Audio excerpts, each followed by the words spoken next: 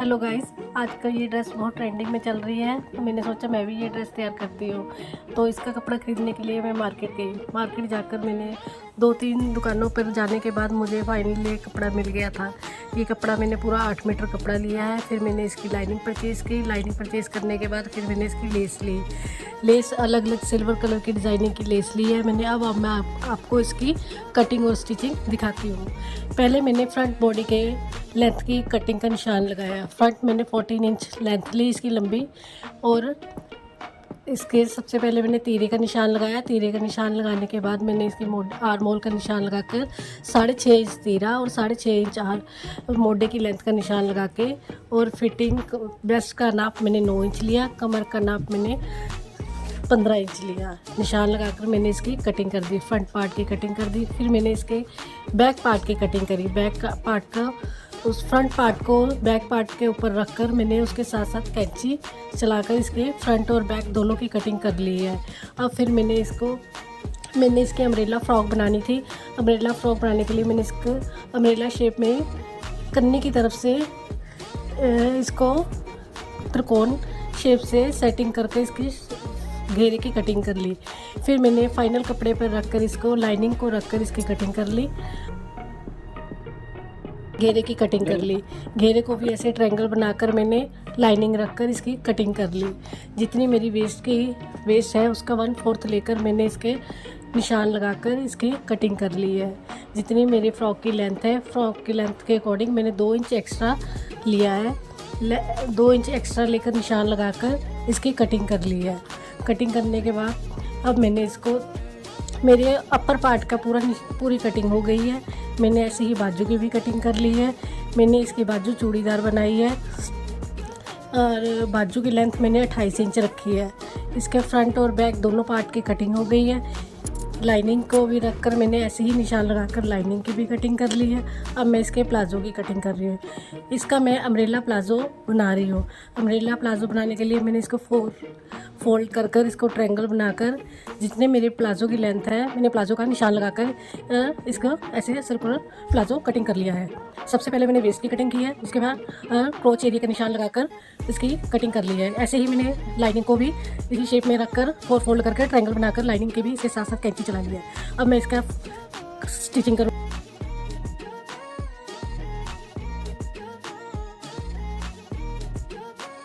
क्योंकि स्टिचिंग करने के लिए मैंने इसका फ्रंट और बैक दोनों नेक चौरस रखे हैं। स्क्योर नेक बनाने के बाद मैंने इससे लेस से सारी इसकी डिज़ाइनिंग कर दी है। मैंने फ्रंट नेक पर लेस लगाई है। लेस मैंने 2 लेयर में लगाई है। पहले मैंने एक सिंगल लेस लगाई, मुझे थोड़ी कम लेस लग रही थी, इसलिए फिर मैंने इस पर एक डबल लेस से डिज़ाइनिंग कर दी है। डबल लेस लगाने के बाद इसकी फाइनल लुक बहुत अच्छी आ रही थी। फिर इसके बाद मैंने बैक पार्ट पर इसके जिप लगाई है। जिप लगाने के बाद फ्रंट और बैक नेक तैयार होने के बाद मैंने इसके तीरे की सिलाई लगा ली। अब मैंने बाजू पे लेस लगाई है। बाजू के आगे वाला हिस्सा फोल्ड कर उस पर मैंने 4 लेसिस लगा दी हैं। लेसिस लगाने के बाद मैंने बाजू की मोहरी रखी है। मोहरी मैंने 3.5 इंच रखी है। इसकी चूड़ी वाली बाजू बनाई है और इसकी फिटिंग की सिलाई लगा दी है। फिटिंग की सिलाई लगाने के बाद मैंने इसके सेंटर में एक इलास्टिक दी है, जिससे इसमें गैदरिंग पड़ जाएगी, चूड़ी वाली बाजू बन जाएगी ये। और इसकी फ्रंट और बैक पार्ट को मिलाकर मैंने फिटिंग का निशान लगा दिया है। फिटिंग का निशान लगाने के बाद मैंने इसकी फिटिंग की सिलाई लगा दी है। फिटिंग की सिलाई लगाने के बाद मैंने नीचे वाले पार्ट में सिलाई से बड़ा बखिया मार दिया है। लाइनिंग और कपड़े दोनों को रखकर मैंने उस पर सिलाई लगा दी है। सिलाई लगाने के बाद इसका धागा खींचकर मैंने इसमें चुनटे डाल लिए हैं। चुनटे डालने के बाद मैंने इसको इसके साथ बॉडी पार्ट के साथ स्टिच कर लिया है।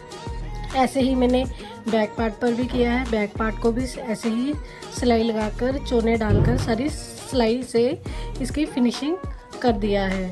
फिनिशिंग करने के बाद मैंने इसका घेरा फोल्ड किया है। घेरा फोल्ड करने के बाद मैंने इस पर लेसिस से डिज़ाइनिंग की है।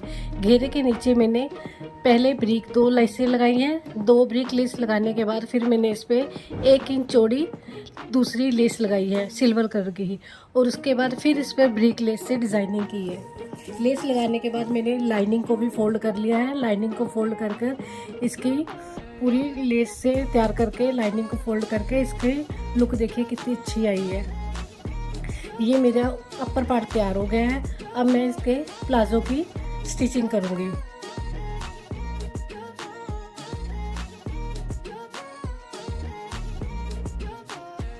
अब अम्ब्रेला प्लाजो जो मैंने कटिंग किया था, अब मैं उसकी स्टिचिंग करूँगी। सबसे पहले मैंने सीधी सिलाई लगा ली है। लाइनिंग और स्टफ़ को पकड़कर दोनों को अलग अलग पैर स्टिच कर लिए हैं। दोनों पैरों को स्टिच करने के बाद मैंने क्रोच एरिए को सेंटर से स्टिच करते हुए ऊपर की तरफ ले गई हूँ।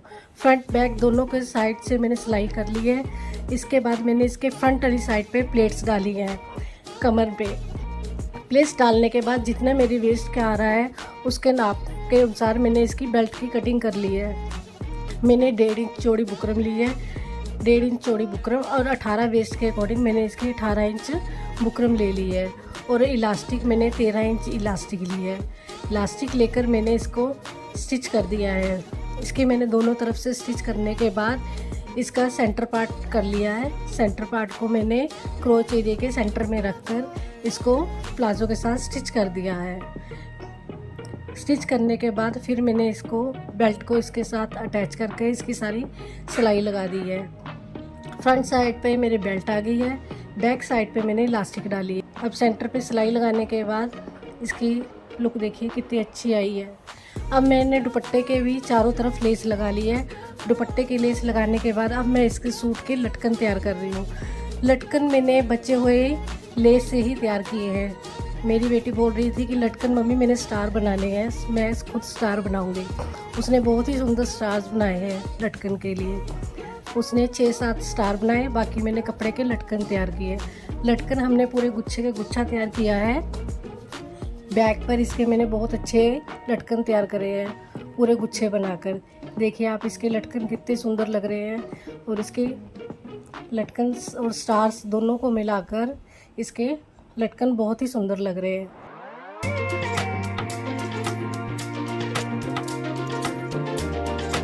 अब इसकी फाइनल लुक देखिए आपको कितनी अच्छी लग रही है। अगर आपको यह ड्रेस अच्छी लगी है तो प्लीज़ लाइक करें, सब्सक्राइब करें।